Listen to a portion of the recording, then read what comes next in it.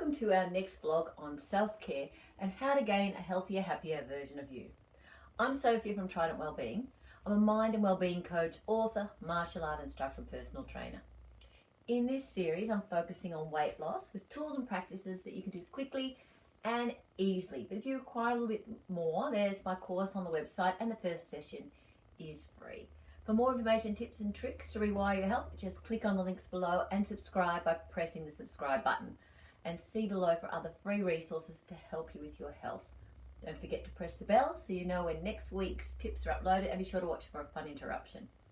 For these next few sessions, I'd like to address some of the questions I've been getting of late. And even though we're moving into spring and people are feeling a little bit better, they're coming to me and they're saying, I just can't seem to motivate myself. And I try and eat better and I exercise, but I'm unable to find the enthusiasm to prepare the food or to even find 30 minutes a day to move. Would you walk us through a typical day for you? I generally come in at least 15 minutes late. I use the side door, that way Lumberg can't see me. and after that, I just sort of space out for about an hour. Now this is a really common feeling. I even see it with the children that I train doing martial arts. And if that child is really persistent and nags enough at mum and dad, they give in. The child doesn't show up to train. And then at the last minute decides that at the end of term they'd like to get their new level of belt in Taekwondo. And this often comes as a shock to them when I tell them that 2 weeks training has not been enough to master the techniques. Now in a way, as an adult, we're not that different.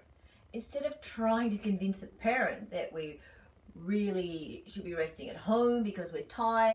I do that for probably another hour after lunch too. I'd say in a given week, I probably only do about 15 minutes of real, actual work. Or that we need a nice slushie to reward ourselves, we have an inner dialogue to banter with. And this conversation is far more effective than any nagging a child would ever do. It doesn't go away. We can't send it off to school to let someone else deal with it. It's just constantly there. It'll keep popping up in our mind and we'll begin to taste the reward, imagine how good it'll feel to have a rest and sit a little bit longer, perhaps stream the next show of our favourite series.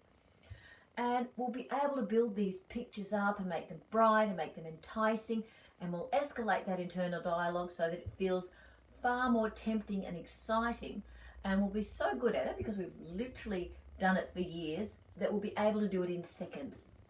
And we've had so much practice with it and practice at listening to ourselves and responding to ourselves that problems arise when we do these practices consistently and they're unhealthy.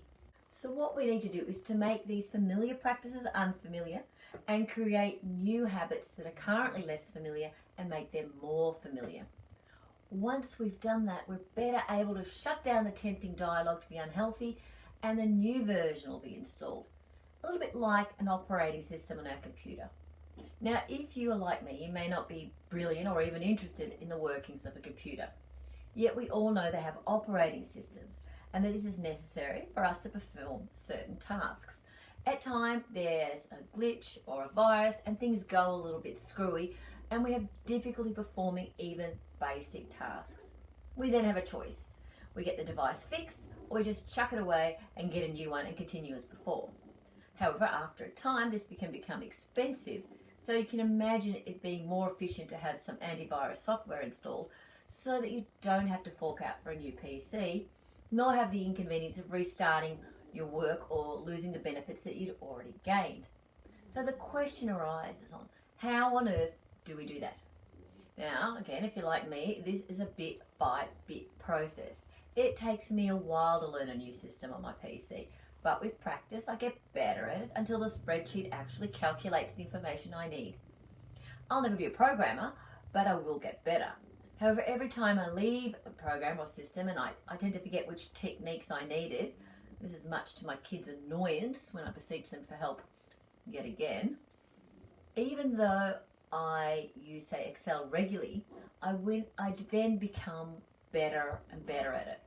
So with this practice, you'll need to do it every day. It's not hard, it's not time consuming, but it does need to be done regularly If you can check your emails and your social media regularly, you can motivate yourself to be healthy. First of all, you need to imagine how good you will feel when you are healthy. What will you be wearing? What will you do differently? How will people look at you once you have those pictures in your mind, it's going to be much clearer. I want you to focus on how you will feel after you've exercised for 30 minutes. Maybe it'll be just the satisfaction of ticking another box for the day. Maybe you'll notice the good endorphin rush. Either way, focusing on those things, you'll notice how your motivation changes. We can create unhealthy pictures and dialogue. It goes without saying then that we can do healthy ones. We just need to not focus on the discomfort, but rather on the sense of achievement. The next part of this is actually to praise yourself. Praise yourself for any positive move you've made. Your mind will hear this and it'll be absorbed. Even if you don't feel that it's that sincere, do it because your body's going to take that all in. For some, this will be easier initially than others. But since you know how to do the unhealthy version, you also know how to do the healthy version. You just need to get better at it. So if you like what I've got to say, please subscribe.